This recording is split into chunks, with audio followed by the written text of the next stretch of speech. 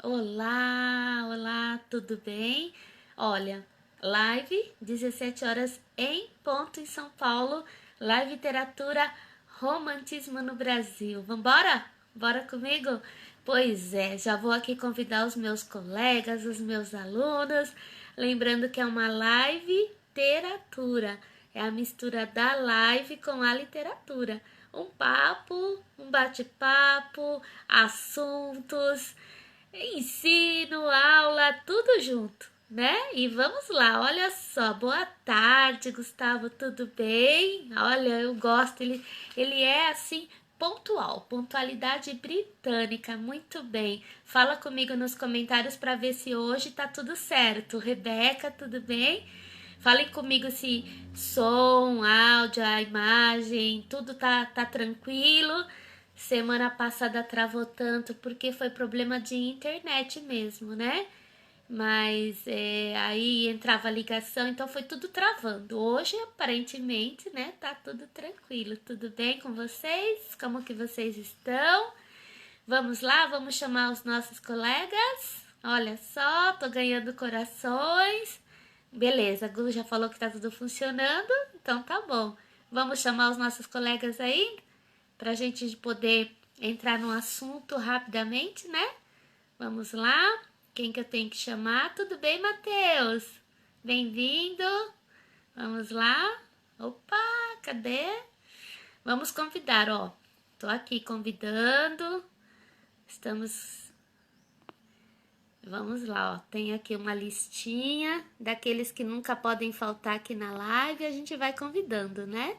Matheus já tá aqui. Olha só que vai aparecendo, gente. Vai aparecendo. Muito bom.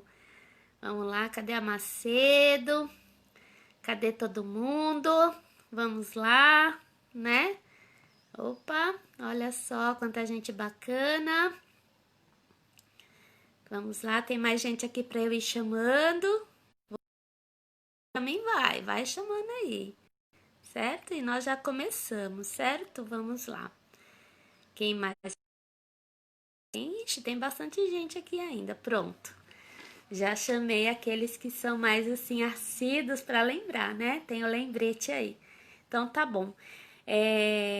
Quem chegou? A Bia. Tudo bem, Bia? Você tá bem? Então tá bom. Olha só, os comentários aí parece que tá tudo certo. Olha, vou começar a nossa live literatura hoje lendo já um texto, certo? Porque hoje o assunto é romantismo no Brasil. E aí a gente começa assim com o ícone, né? Gonçalves Dias, que eu já li na outra live, mas eu vou começar com ele hoje, né? Vocês já devem ter lido, vocês já devem ter visto alguma coisa, porque esse texto aqui ele aparece, tem muita intertextualidade e ele tá sempre aí no material didático de vocês, certo? Vamos lá. Meu canto de morte, guerreiros ouvi. Sou filho das selvas, nas selvas cresci. Guerreiros descendo da tribo tupi. Da tribo punjante que agora anda errante, por fado inconstante, guerreiros nasci. Sou bravo, sou forte, sou filho do norte, meu canto de morte, guerreiros ouvi. Por que eu escolhi esse? Porque aqui nesse trechinho tem alguns temas que são assim pertinentes e constantes no romantismo: a morte, o índio, o nacionalismo, essa força, essa coragem, e o oposto também, o pessimismo, a solidão, a melancolia, são itens do romantismo. Quando a gente fala de romantismo, a maioria dos alunos, né, já remetem, ser uma pessoa romântica é entregar flores, é abrir a porta do carro, é ser gentil, é escrever algumas coisas, frases, né, bonitas, escrever alguns bilhetinhos. Agora nós temos o WhatsApp, nós temos Twitter, né? Não deixa de ser romântico, mas nós estamos falando de literatura, ok? Então, literatura é um pouquinho diferente. E o romantismo, ele atrai, assim, muitos leitores, pensadores, por conta dessas características diferentes. Por exemplo, a morte, o macabro, o gótico, né? Você sabe o que é gótico? Você já teve, assim, né? É uma passagem triste, mas de repente você teve essa experiência de ir no algum cemitério de São Paulo, ali da Dr. Arnaldo, em Pinheiros. Então ali tem alguns túmulos, né? E, inclusive de autor que nós vamos falar aqui e que remetem muito a esse tempo do romantismo. Porque o cemitério também foi um lugar assim estratégico para os góticos e para os românticos. É sério, se você não sabia disso, né? Então, assim, por isso que eu já tô começando aqui para quebrar um pouco essa ideia de que é só amor, é só love, né? Só love, não é. Então eu li esse texto aqui, que é do Gonçalves Dias, é um dos nossos poetas marcantes aqui do romantismo. E para a gente entrar no assunto, já que as pessoas estão chegando, os alunos, especialmente meus alunos aí do segundo D, E, F, G, H e o nono A, né, Rebeca? São os meus alunos, as minhas turmas. Essa aula ela é livre, ela é aberta, depois ela fica aí gravada, fica disponível e quem está passando, passeando pode assistir. Mas o meu olhar é para o meu aluno do segundo ano do médio, porque o romantismo já é matéria de segundo ano do médio, ok? Até aqui nós fizemos um panorama geral, assim, com todas as lives, e agora nós entramos no assunto do segundo ano, que é o romantismo. Tudo bem? Oi, Ti, tudo bem? Como que você está? Como vocês estão? Vão interagir. Volta, vão interagindo aí comigo. Vamos falar um pouquinho então do panorama geral no Brasil, tá? Na nossa live passada, semana retrasada, eu fiz um panorama geral de Brasil e Europa, porque, obviamente, o Brasil recebeu todas essas influências europeias, principalmente da França, da Inglaterra. Mas agora nós vamos focar no Brasil. Então, o que estava acontecendo no Brasil? Certo? O Brasil era uma colônia, nós tínhamos um rei e, de repente, as coisas começam a caminhar já para ir para uma revolução, para uma independência, tá? Então, no Brasil, esse período ele é marcado em 1836, com a publicação da obra Suspiros Poéticos e Saudades, olha o tema sugestivo, Suspiros Poéticos e Saudades, do Gonçalves Magalhães. Então, esse é o meu marco, né? Não quer dizer que começou a 0 hora, mas é o meu marco aqui no Brasil. E o que estava acontecendo no Brasil? Portugal tinha sofrido a invasão de Napoleão. E eu falei da importância dele na França e da importância dele levar aí algumas coisas do romantismo e da literatura por onde ele ia expandindo por conta das guerras também. Enfim, ele invadiu Portugal e a família real foi se esconder aonde? Aonde que a família real veio parar? No Brasil. Em 1808, com a vinda da coroa da família real aqui para o nosso país, então o país ele passou a ter uma característica diferente. Por conta do quê? Dos investimentos na área da cultura, pelos investimentos na área da educação, então escolas, universidades, teatro. Então nós começamos a ter um público, né, um público brasileiro para esse tempo do romantismo, para a leitura dos romances e também para a apreciação das obras, né, que até então eram só as europeias, e começamos lá no arcadismo que a gente já falou em Minas, nós tivemos aí alguns grandes exemplos que eu já comentei, porém, esse público então brasileiro é um público que começa a se formar, diferente do que já tinha aqui. O que nós tínhamos? O índio, o negro escravo, o branco europeu colonizador, né? Então aí começa a formar a nossa nação, ok? Quando a família real vem, obviamente isso já mudou um pouco, mas aí a gente começa a ter esse público literário, você começa a ter um público leitor de jornais. Por que você tem que saber disso?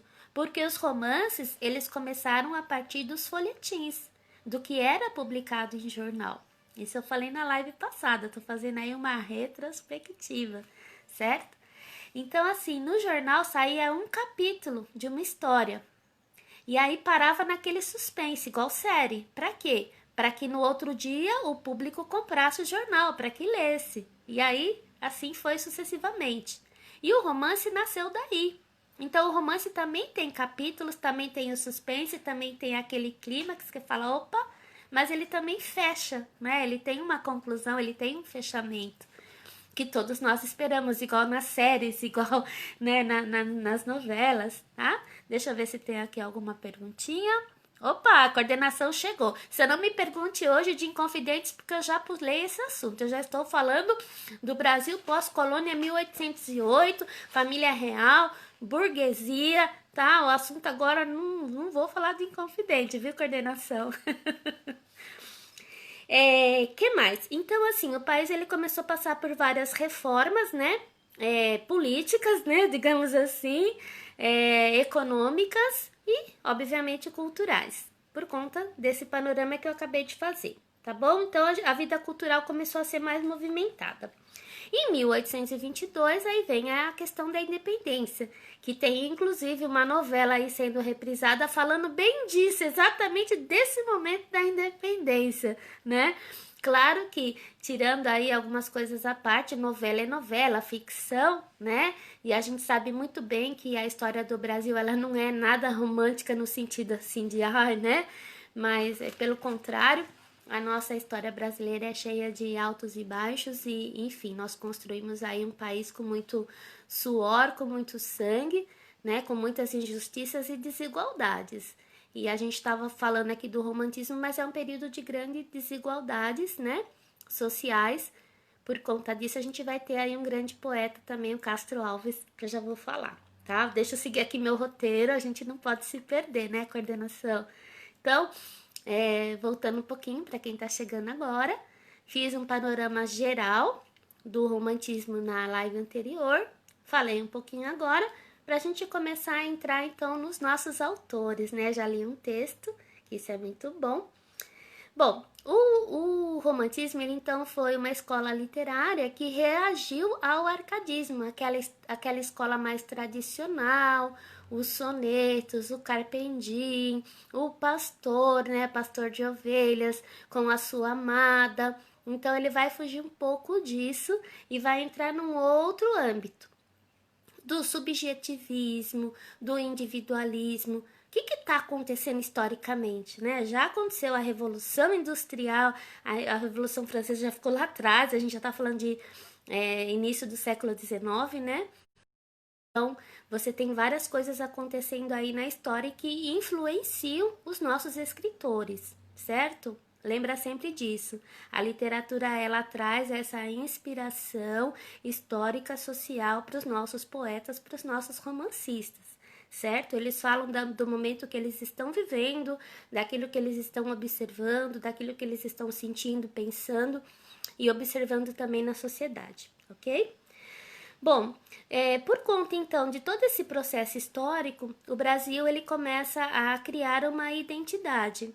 E os nossos escritores eles precisam identificar aí alguns pontos para nossa literatura. Então entra o que? O nacionalismo, certo? E precisa ter a figura de um herói. A gente vai falar disso na prosa, principalmente José de Alencar, que vê aí o índio como a figura do herói. Por que o índio? Porque o negro é um escravo, certo? O branco ainda está associado à figura do europeu. Eu quero uma coisa nativa, então tem que ser o quê? O índio, certo? Isso tudo também eu já tinha falado, tá? E aí você também vai ter essas reações com tudo que está acontecendo no nosso país, especialmente aí com a questão da escravidão, né? Em 1850 entrou a Lei Eusébio de Queiroz que proibia a escravidão. Mas proibia no papel, só que no Brasil, né, ainda estava acontecendo muito. Então, Castro Alves, ele vai denunciar tudo isso, ele vai falar sobre tudo isso nos seus poemas, tá? Que a gente vai comentar já já. Bom, até aqui tudo bem? Comentários, perguntas, que aí eu pego, ó, e vou embora. Isso mesmo, a coordenação falou hoje é sobre amor platônico, né? Aquele amor que não é correspondido. Mas mais do que platônico, ele sofre, viu? Ai, como é sofredor, viu? Falando, pegar o gancho aqui, né? Olha isso. Enfim te vejo. Enfim posso, curvado a teus pés, dizer-te que não cessei de querer-te, pesar de quanto sofri. Muito pensei. Mais um trechinho. Louco, aflito, a saciar-me, de agravar minha ferida, tornou-me o tédio da vida, passos da morte senti. Mas quase no passo extremo, no último arcar da esperança, tu me vieste a lembrança, quis viver mais e vivi. né? Esse aqui é um dos poemas de Gonçalves Dias, tá aqui, ó, no seu material didático, segundo ano do médio, né? E olha, lembrando o seguinte, né? Coordenação, meu coordenador tá aí. Isso aqui é uma live, é uma aula aberta. Isso aqui, obviamente, eu vou passar algumas atividades aí para os alunos dos segundos anos. E é óbvio que eu vou buscar algumas fontes de inspiração fora daquilo que é o material didático, né? Mas tem aqui as nossas referências, tá bom? Nada aqui é citado ao acaso e tudo tem que ter uma referência, uma fonte, tem que dar os créditos, ok? Tudo bem, Naldinho? Morrer de amor, é isso mesmo, morrer ou matar, né? Isso mesmo. Bom, então, Gonçalves Dias, eu já falei na outra live, falei um pouquinho agora, certo? Vamos passar para os outros dois, porque senão não dá tempo. Aí você pensa que não, 50 minutos, ó, voa. É uma aula, né? Para falar de tanta coisa, né? Segura aí, o coordenação Amor de Ceci e Peri, isso mesmo, Guarani José de Alencar daqui a pouco. Primeiro eu estou falando dos poetas, daqui a pouco a gente entra na prosa, né? Lembrando aí, ó, aluno, né? Nós estamos falando dos poetas, tá? Então, nós tivemos o que, assim, é classificado como 3 gerações, tá? 3 gerações de poetas. Por que que tem essa classificação? Pela característica da literatura mesmo. Então, a primeira geração, né, que nós falamos aí do Gonçalves Dias, do Gonçalves de Magalhães, nós falamos de todas essas gerações, que você tem que saber um pouquinho, né? É a geração nacionalista e indianista, certo? O primeiro texto que eu li hoje fala sobre o Ijucapirama, né? Ijucapirama é uma palavra do Tupi que significa aquele que vai morrer, né? Marcado para morrer. Inclusive, ele já apareceu numa novela há muito tempo atrás, acho que a coordenação lembra, né? O Jucapirama, ele estava marcado e ele falava assim: meninos, eu vi e estou aqui para lhes contar. Isso são versos desse poema que eu li no início da obra. Ele já estava marcado para morrer, certo? Então, essa é a minha primeira geração. Tudo bem? Como eu já falei na outra live, já falei um pouco hoje, eu não vou me estender muito no assunto, tá? Tudo bem? A gente falou da canção do exílio, né? Minha terra tem palmeiras, onde canta o sabiá. Tem também o Gonçalves de Magalhães que fala: ai, que saudade que eu tenho da aurora da minha vida, dos meus 8 anos. Isso tudo tá no material didático aí, segundo ano do médio, tá bom? Vamos passar então agora para aquele poeta que, olha, eu sinceramente, eu dou aula já há um tempo. Mas quando a gente fala de Álvares de Azevedo, do baironismo, do macabro, do suspense, é a parte que eles mais gostam. Vamos ver se isso vai ser real aqui na nossa live, ok? Álvares de Azevedo, ele é da segunda geração, chamada geração do mal do século. Qual que era o mal do século? Quem escreve aí para mim? Qual era o mal do século XIX? Aí, início do século XIX, vamos ver. Oh, coordenação não pode, hein? Coordenação não pode. Se tiver professor de literatura aí também não pode. Alunos, qual que era o mal do século? Né? E também a geração chamada de ultra-romântica. Olha isso, ultra é além do romântico. Ele é a nossa expressão máxima, não tinha só ele, mas ele é a expressão máxima. E é o poeta que o Enem, que a FUVEST, a Unicamp, a professora Kátia, o ensino médio cobra bastante, né? Porque realmente é um ícone, certo? Vamos lá, tem algumas perguntas aqui. Fábio, quando é para entregar a prova? Fábio, você tá falando da AAP? E se você é meu aluno, tá lá no Google Classroom, tá bom? Você tem a semana toda para isso que você tá falando. Eu, de nome assim eu não lembro de cor não, tá? Salve Naldinho, amor. Vamos lá. Mal do século. Não era bem o amor, era o pessimismo, né? Então, os autores desse período, eles eram carregados de um pessimismo, de uma melancolia, que hoje, né, muitos chamam de depressão, tá? Mas não é depressão porque eles ficavam doentes. Mas qual era o sentido desse pessimismo? Qual era o sentido desse mal do século? Fora o sentimento, ainda estava acontecendo também uma doença muito séria, que era a tuberculose, e naquele período muitos morreram por conta dessa enfermidade, inclusive o Álvares de Azevedo, que é o que eu vou começar a falar agora. Ele morreu muito jovem, perto de completar 21 anos, e ele já sofria com tuberculose desde sempre, e isso foi se agravando. Ele teve assim algumas perdas, né, familiares, passou por luto de um irmãozinho. Então assim, tudo assim colaborou para agravar a enfermidade, mas ele ia se tratando, certo? Ele sofreu um acidente de cavalo, literalmente, né? Ele caiu do cavalo, ficou acamado e a doença agravou, né? A tuberculose realmente agravou mais ainda. Então, por várias complicações, ele morreu muito jovem e ele tinha 21 anos. Então, a obra dele assim, é praticamente editada e organizada póstumamente. Ele tinha um amigo, olha, você tem que ter um amigo desse, hein, que organize as tuas coisas. Um amigo organizou toda a literatura do Álvares de Azevedo para publicar posteriormente, né? Inclusive aqui no livro que eu vou citar, que é o Lira dos 20 anos, ó. Lira dos 20 anos, né? Lira vem de lira, já contei isso para vocês, né? A música, a harpa, dos 20 anos, que era a idade dele. Ele tinha 20 anos, então um jovem, um adolescente, sofria por amor, por melancolia, o pessimismo e também o sentimento de pessimismo com relação à própria nação, tá? Não que, gente, desculpa, entrou uma ligação e travou tudo, mas vamos lá, né? Falem comigo se continua bem o som, o áudio, por favor, porque como travou, né? A semana retrasada travou tudo, geral. Senão eu tenho que encerrar e começar outro. Falem comigo, por favor, vamos ver, né? Se vai. Deixa eu ver aqui.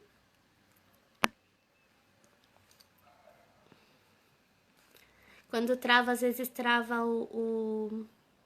Ai, meu Deus, como é que chama? Vamos lá. Ver se... Tá tudo certo? Ah, então tá bom, menos mal. Levei um susto agora. Eu falei, será que eu vou ter que parar, né? Mas já que eu parei, né? Vamos tomar água? Vocês querem uma aguinha? Tem que tomar água, né? Bom, eu estava falando então do Álvares de Azevedo, né? A história dele assim ela chama a atenção assim, porque ele foi um gênio, ele escreveu muita coisa. Ele não escreveu só poemas, né? Ele tem a prosa também que eu vou comentar. Mas um amigo reuniu então todos os textos, né? E foram publicados assim, os textos foram publicados póstumamente, né? Póstumamente é pós a morte. Tá? Então, muita coisa. E deve ter muita coisa ainda que nem foi publicada, coisas que talvez a gente se surpreenda ainda um dia de achados, né? Às vezes aparece um parente, enfim, tá? Bom, que mais que a gente pode falar dele? Bom, então assim, por conta da saúde debilitada dele, então assim, muitos críticos alegam que tudo que assim o eu lírico evoca, fala, ou mesmo ele mesmo, né, testemunhava, ele não viveu fisicamente, ele viveu aonde? No universo mesmo da literatura. Porque ele não poderia, por exemplo, participar da sociedade epicureia. Você sabe o que é isso, a sociedade epicureia? Se você por acaso assistiu o filme Sociedade dos Poetas Mortos, né? Você vai lembrar um pouquinho. Tinha um professor de literatura e ele fez essa evocação dessa época do período romântico e da sociedade epicureia. Então vamos lá. Os estudantes de São Paulo, especialmente os estudantes de direito, né? Eu falei de um período que assim nós já temos aí as academias, né? A gente tá tendo todo um movimento aí de ensino. Então os estudantes eles se reuniam para quê? Gente, como diz vocês, né, vocês aí jovens, né, para fazer zona mesmo, para zoar geral, para quebrar o barraco, né, falando na linguagem de vocês. Então eles se reuniam realmente para fazer grandes orgias, inclusive alguns em cemitérios, por isso que eu falei dos góticos lá no começo. E a gente começa a falar desses assuntos, vai chamando aí a atenção, né? A gente tá numa live, tá ao vivo, mas assim, é algo importante de você saber que eles faziam. E assim, era vida louca, vida breve. Então eles bebiam, eles iam para as tavernas, né? O Álvares de Azevedo publicou, inclusive, Noite na Taverna. Ele publicou, ó, Lira dos 20 anos, que eu já comentei com vocês, né? Que a gente vai falar Noite na Taverna, vai falar dessa bebedice, vai falar de tudo isso que eles faziam, eles aprontavam, certo? Por conta do quê? Influência do quê? Do Byron. Vocês já ouviram falar em Lord Byron, né? O byronismo? Então, o Lord Byron também morreu muito jovem, aos 36 anos, vítima também de tuberculose. E ele também tinha essa vida louca. Então, ele influenciou muitos poetas, muitos escritores, se não nas atitudes, influenciou na escrita, tá? Nós estamos falando de literatura, tudo bem? Então, assim, muitos críticos falavam, não, o Álvares de Azevedo, ele não pôde viver essa vida louca. Pela saúde, ele quase nem saía de casa. Muitos dizem até que ele nunca teve namorada, que ele nunca namorou, que ele nunca se relacionou de verdade. Além da timidez, né? Por conta mesmo de não sair de casa. Então, assim, tem muita crítica, muita coisa. Quando eu falo de crítica, assim, dos críticos literários, né? Apontando aí as obras dele.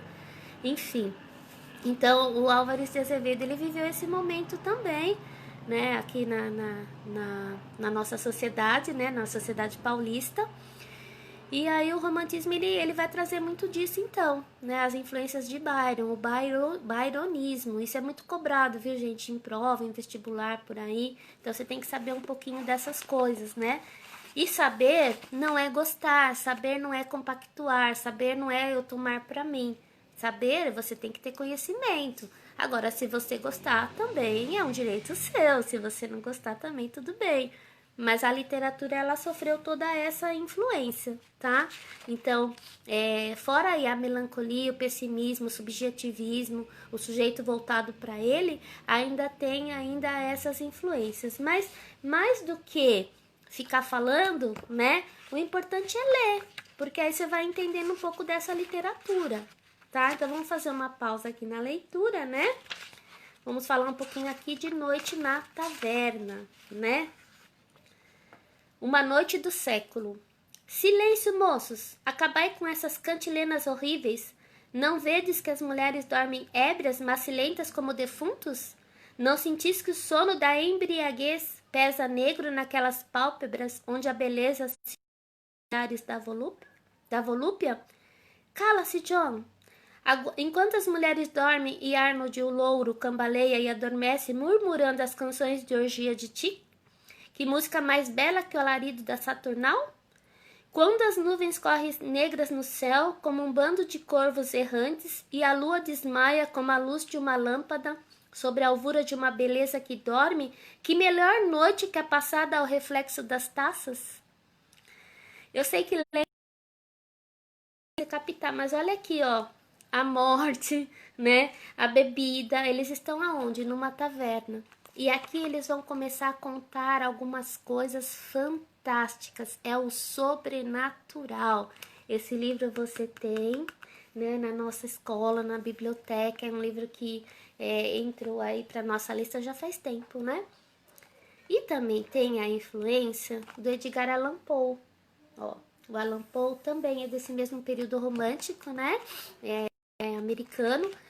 O Álvares de Azevedo, ele também se inspirou um pouco aqui, ó, né? Olha um pouquinho aqui do conto O Gato Preto. Amanhã morrerei e já quero aliviar minha alma.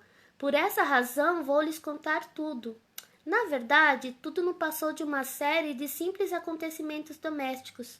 Mas pelas suas sequências, esses acontecimentos me aterrorizaram, me torturaram e me aniquilaram.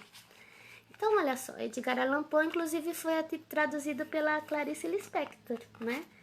Então, ó, o fantástico, a morte, o terror aqui de Allan Poe foi uma grande influência para os nossos românticos, especialmente o Álvares de Azevedo. Ai, Pro, foi só ele? Não, tô falando dele hoje, ok? Até aqui tudo bem? Vocês querem perguntar? Aproveitem para eu ver se o chat tá tudo certinho, tá? Então, olha só. Noites na Taverna.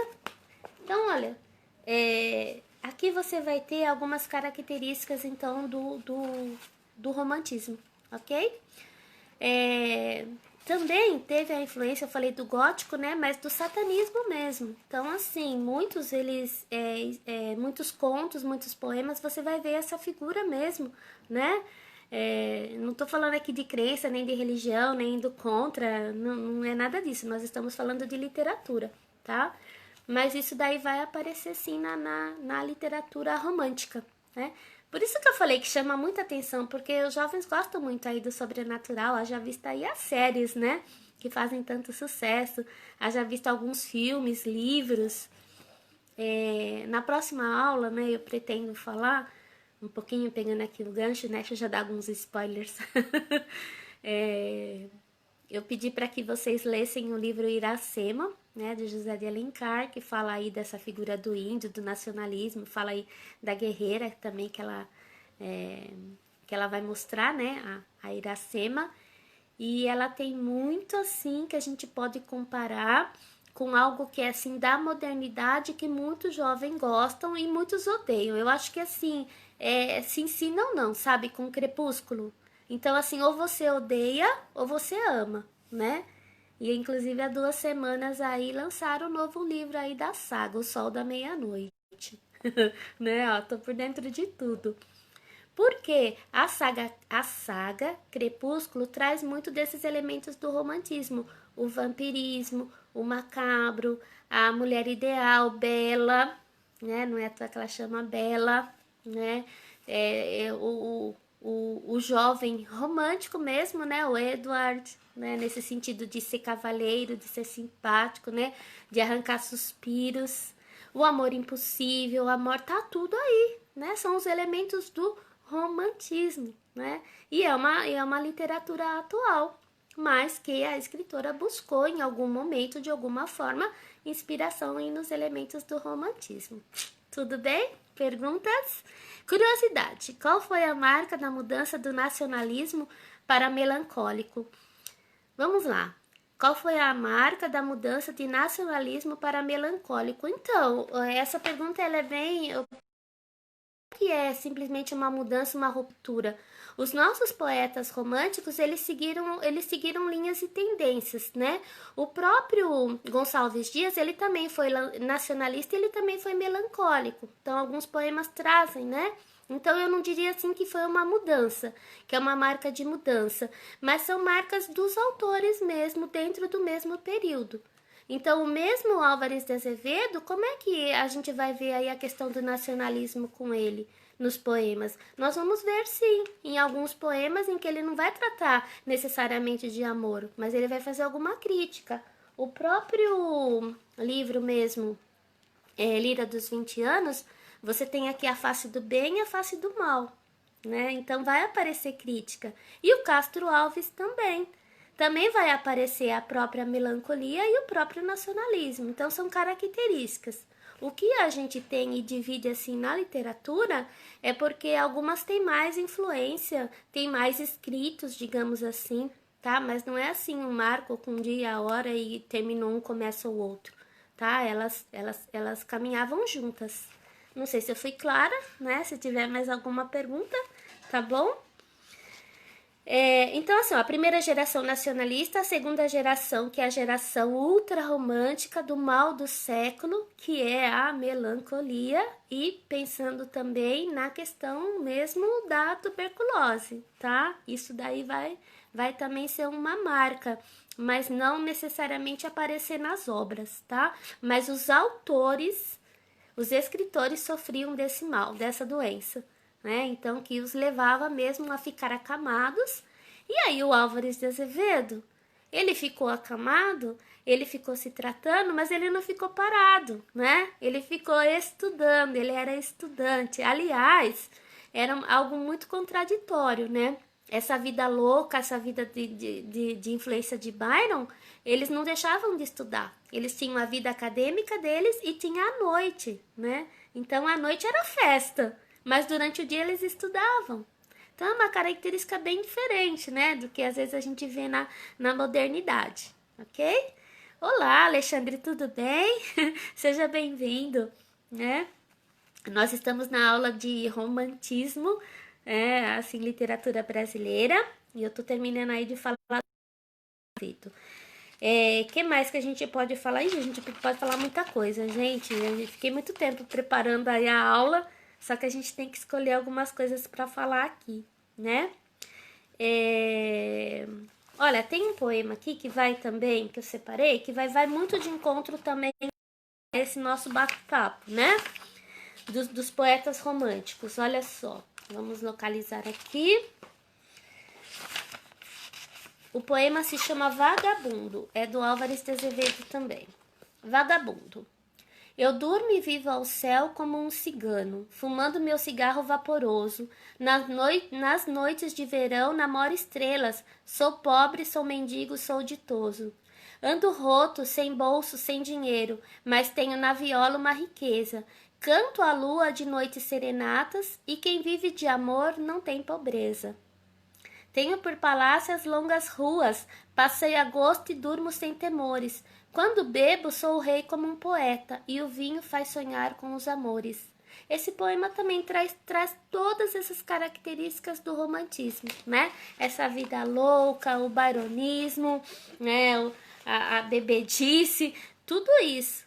Mas, como eu falei, o poeta mesmo, o escritor Álvares de Azevedo, ele não viveu tudo isso. Isso tudo estava no nível da subjetividade, da ciência, da consciência dele, dos pensamentos dele, certo? Não era ele que vivia tudo isso, não. Né? Há controvérsias, né? Mas pela idade e por tudo que ele passou, né? Ele se inspirava. E ele tinha amigos, né? Você viu que um amigo reuniu tudo que ele escreveu e publicou. Tudo bem? Bom, daqui a pouco a gente fala um pouquinho mais dele, né? Só encerrando aí o que eu comecei, ele também escreveu prosa, né? Noite na Taverna, são contos sobrenaturais, contos de suspense, contos de terror, né? Com todos esses elementos do romantismo, que não falta também o amor. Mas que amor é esse? Platônico, como a coordenação falou agora. É um amor inatingível. É um amor que, assim, ele também vem carregado de uma culpa, igual a gente chegou a ver já nas outras escolas literárias, né? Então vem com uma culpa lá no Barroco. Eu amo, mas eu não posso, né? Eu amo, mas é pecado. E assim ele dificilmente ele se materializa, dificilmente é alcançada essa união. Isso eu tô falando nos poemas, né? Na prosa a gente vai ter algumas outras características aí, tá? Mas tem, assim, óbvio que é muito carregado desse amor, né? O Castro Alves, ele escreveu também sobre amor. E no caso do Castro Alves, ele fala também sobre o amor que ele teve, né? Separei aqui um trechinho também. Live Literatura é a explicação e leitura. Boa noite. Esse é o nome do poema. Boa noite, Maria. Eu vou-me embora. A lua nas janelas bate em cheio. Boa noite, Maria. É tarde, é tarde. Não me apertes assim contra teu seio. Boa noite. E tu dizes boa noite. Mas não me digas assim por entre beijos, mas não me digas descobrindo o peito, mar de amor onde vagam meus desejos. Julieta do céu, ouve a calhandra, já rumoreja o canto da matina. Tu dizes que eu menti? Pois foi mentira. Quem cantou foi teu hálito divina. Se a estrela d'alva os derradeiros raios derrama nos jardins do Capuleto, eu direi, me esquecendo da alvorada, é noite ainda em teu cabelo preto.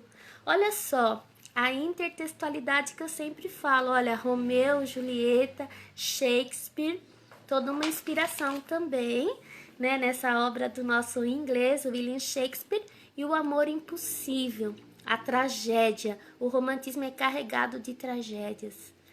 Na live passada, nós falamos do Camilo Castelo Branco, Amor de Perdição.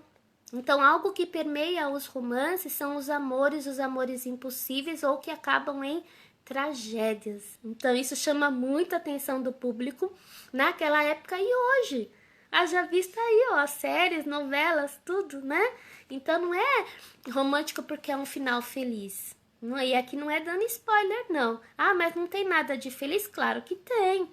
Mas a gente está falando das características do estilo da época, estilo do escritor.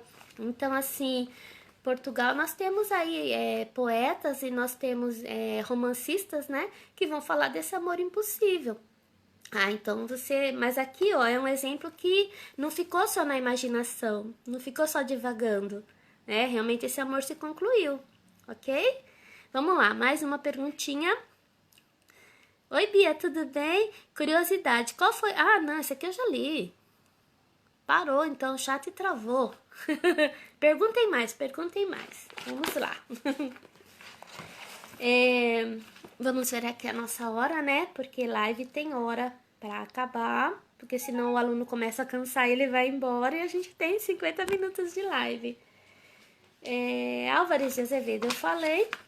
Vamos então falar um pouquinho agora do Castro Alves, né?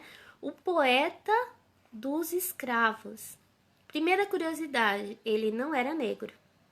Segunda curiosidade, ele vai falar numa das obras falando sobre a época realmente da escravidão antiga assim no Brasil, que ele não viveu, ele não viu. Tudo bem, os nossos poetas, os românticos, os romancistas, né? Eles participaram dessa época mesmo da escravidão. Tanto que vai uma crítica, né, na literatura. Mas o Castro Alves, ele reconstruiu muitas coisas do passado para contar um pouco desse sofrimento, né? Então, por isso que ele é chamado de poeta dos negros e sempre é cobrado em vestibular, em Enem, sempre aparece, tá? Tem mais algumas curiosidades aí que já eu te conto. Eu queria ler um pouquinho aqui. O Navio Negreiro, né? Um dos trechos aqui.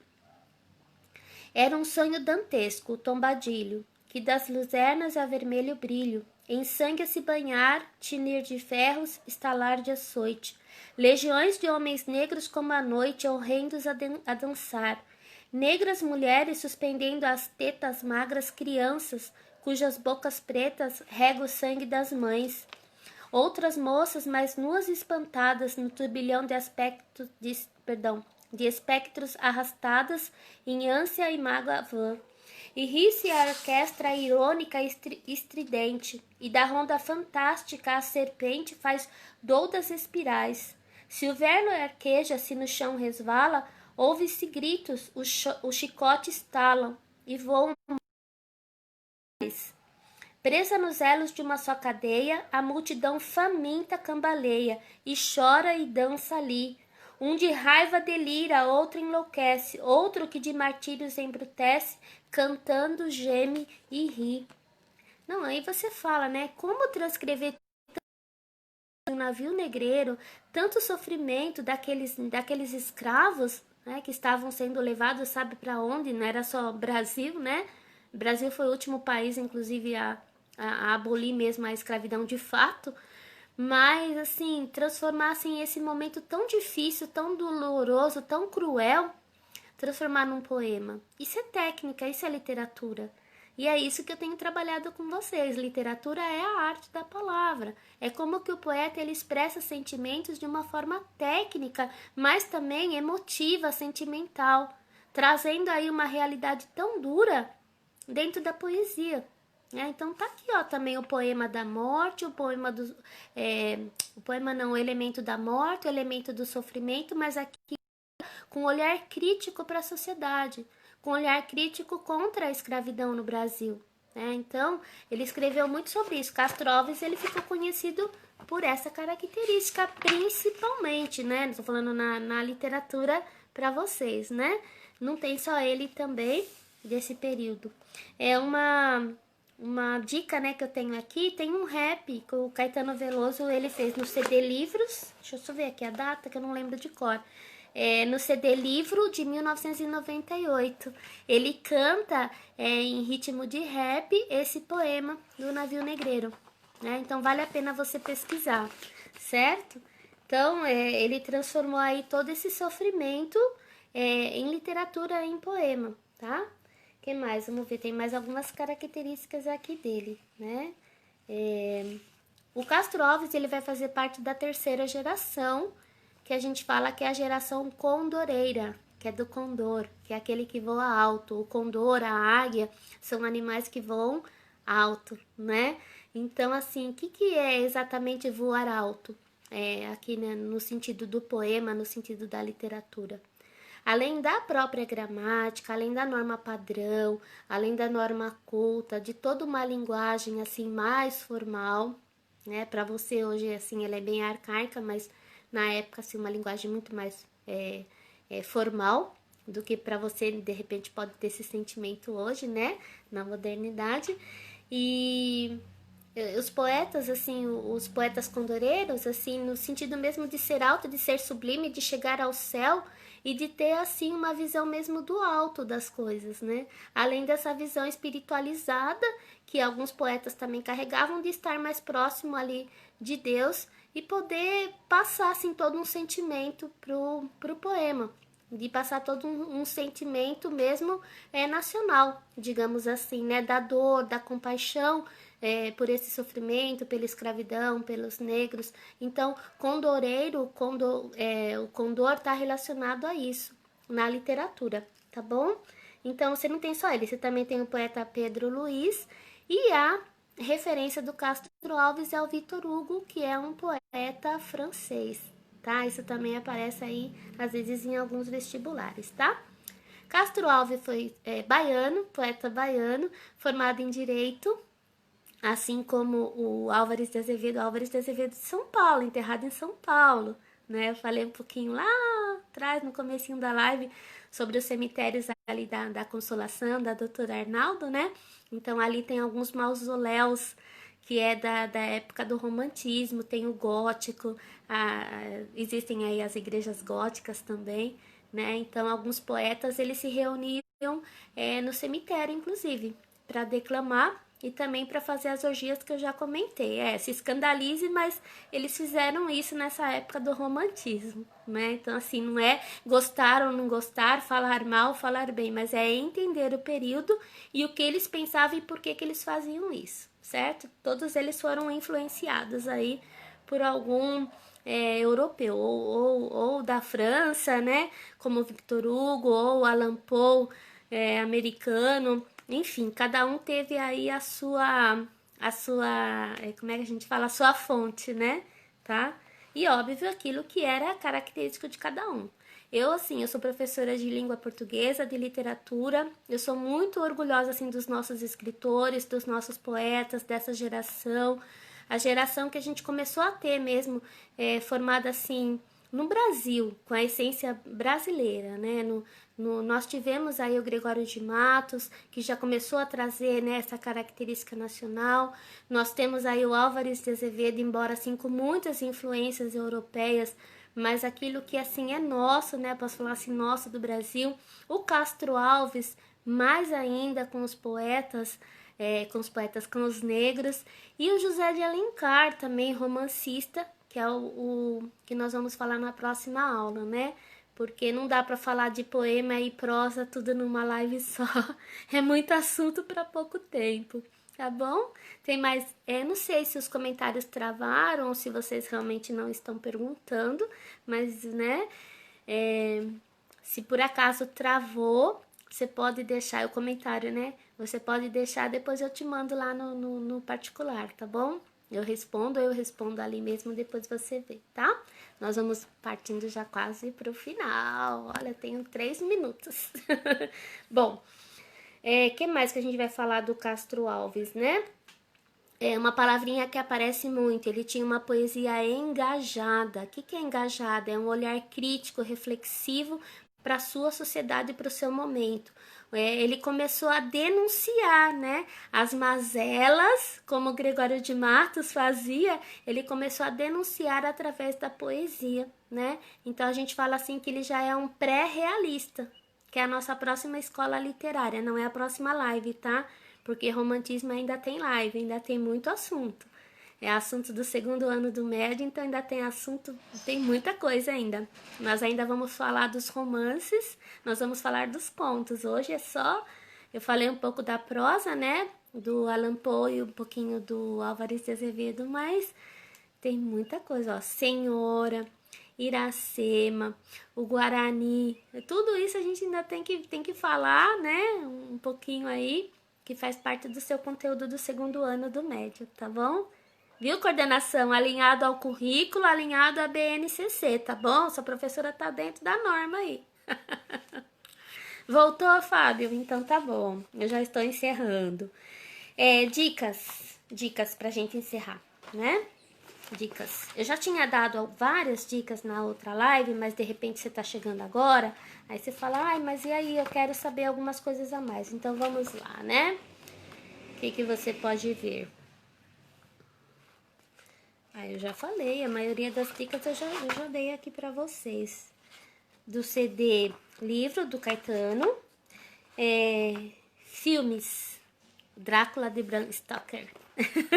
Esse daí também vai falar assim, desse momento, voltando aqui um pouquinho mais para a Idade Média, mas tem alguns elementos aí do romantismo que é esse retorno aí pro vampirismo, pro satânico, né? Tá? Você pode ver livros, a gente tem Goethe, Uma Família Inglesa, você tem Espumas Flutuantes e Outros Poemas de Castro Alves. Todas essas dicas que estão no livro didático, tá? Eu já falei de algumas já aí durante nossas lives. Eu só tô dando mais uma pincelada naquilo que eu não tinha falado. E da modernidade, né? Já falei também aí, já dei o spoiler. Não dei spoiler não. Eu só falei que o livro foi lançado, tá? O Sol da Meia-Noite aí, fechando a saga Crepúsculo. É isso. Bom, então na nossa próxima live nós vamos falar então dos romances, tá? Romance, gênero, ok? Que são aquelas narrativas mais longas, que tem um desfecho, que tem uma trama, que tem vários personagens, né? Tem o herói. E quem era o herói no Brasil, né? Nesse começo aí que a gente vai falar de José de Alencar, o índio, a figura do indígena, ok? É isso. Mais alguma coisa? Coordenação Uhul? Que mais? Antônio, tudo bem? Seja bem-vindo. Alguns que chegaram agora. É isso. E vamos fechar a live lendo, né? Lógico, né? Tem que fechar a live sempre lendo alguma coisa. Eu comecei lendo um pedacinho do Gonçalves Dias e Juca Pirama, né? E olha só, para fechar, quando você lê isso aqui em voz alta, ele tem uma sonoridade, ele imita o som do tambor, ó. Meu canto de morte, guerreiros ouvi. Sou filho das selvas, nas selvas cresci. Guerreiros descendo da tribo Tupi. Isso acontece muito na literatura e às vezes você não percebe. Mas eu queria fechar aqui, ó, com o finalzinho que ele fala assim: não viu, não ignavo, mas forte, mais bravo, serei vosso escravo, aqui virei ter, né? Então, não viu, mas forte, escravo, aqui virei ter. Guerreiros não coro do pranto que choro, se a vida deploro, também sei morrer, né? E eu quero fechar aqui dizendo um pouquinho aqui desse canto desse guerreiro.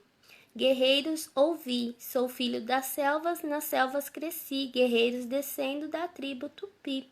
Por que eu escolhi falar dele aqui no finalzinho, né?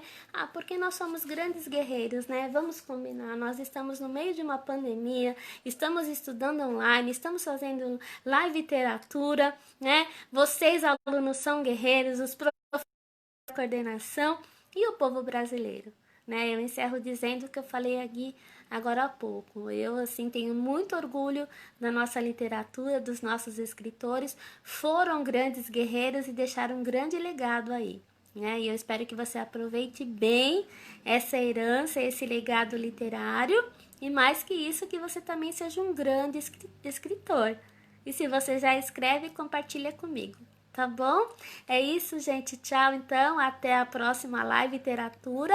Romantismo, falando dos romances. Romances românticos, romances urbanos, certo?